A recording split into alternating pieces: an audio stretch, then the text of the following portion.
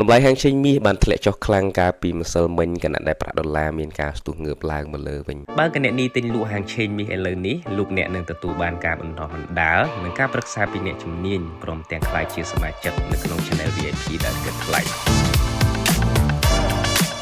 សូមស្វាគមន៍មកការវិភាគតម្លៃហាងចេញមាសប្រចាំថ្ងៃពុធទី18ខែកុម្ភៈឆ្នាំ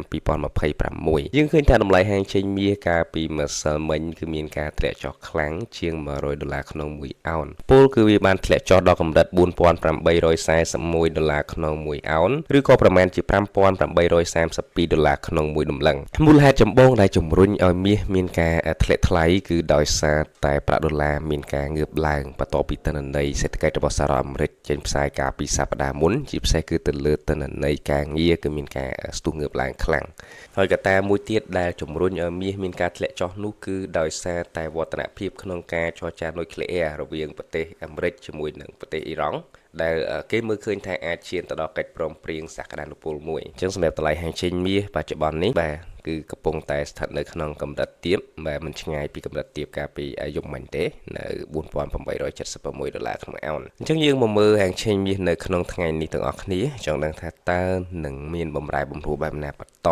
អាចនឹងមានការងើបឡើងទៅវិញឬក៏មានការធ្លាក់ចុះបន្តទៅទៀតបងយើងទៅមើលតាមការវិភាគតាមបែបបច្ចេកទេសទាំងអស់គ្នាបាទអញ្ចឹងសម្រាប់មាសបើសិនជាយើងមើលបកគោរយៈពេល1ថ្ងៃចាប់ដើមមើលពីបកគោរយៈពេល1ថ្ងៃណាយើងមើលឃើញថាមាសគឺស្ថិតនៅក្នុងទំនោរកើនឡើងដដែលទេប៉ុន្តែអ្វីដែលសំខាន់យើងឃើញថាមាសគឺស្ថិតនៅក្នុងកម្លាំងលក់ចុះយ៉ាងខ្លាំងយើងឃើញថាបកគោបិទការពីម្សិលមិញនេះគឺបង្ហាញពីការលក់ចុះមកខាងខូមយ៉ាងខ្លាំងណាអញ្ចឹងមាសនៅក្នុងថ្ងៃនេះគឺអត់ទាន់មានសញ្ញាទិញឡើងទៅវិញខ្លាំងទេបើតែបើកផ្សារមកផឹកនេះឃើញមានកម្លាំងទិញប៉ុន្តែ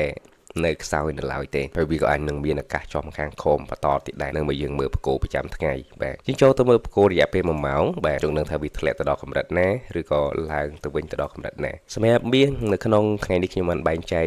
កម្រិតទាបចំនួន3កម្រិតខ្ពស់ក៏មាន3ដូចគ្នាបាទកម្រិតទាបជាកម្រិតដែលយើងធៀមទិញណាហើយកម្រិតខ្ពស់ក៏ជាកម្រិតដែលយើងអាចធ្វើការធៀមលក់ចុះផងដែរបាទសម្រាប់កម្រិតទាប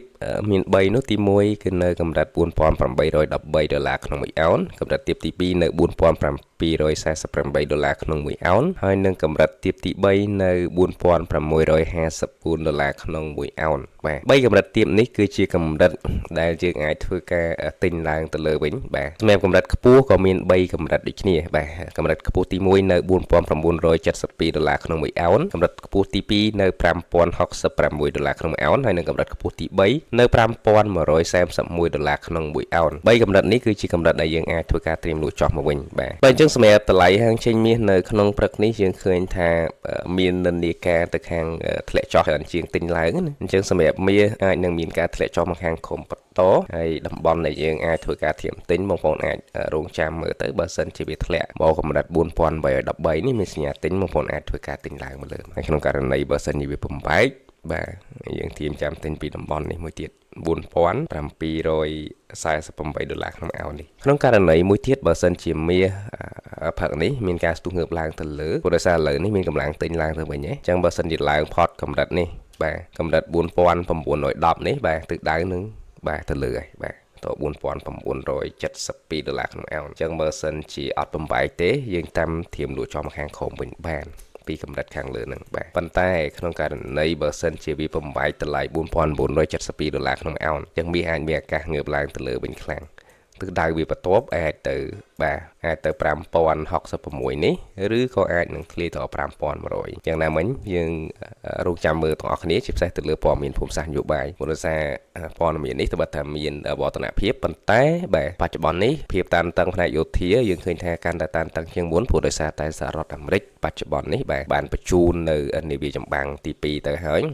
ក៏បញ្ជូននៅយន្តហោះចម្បាំងទៅដូចគ្នាមានបញ្ជូនទៅច្រើនណាបាទមាន F35 ផង F22 F16 បាទអញ្ចឹងវាអាចនឹងផ្ទុះអាវុធគ្រប់ពេលវេលាអញ្ចឹងថ្ងៃនេះខ្ញុំមានប៉ុណ្ណឹងសម្រាប់ការចូលទិញលក់គឺទៅតាម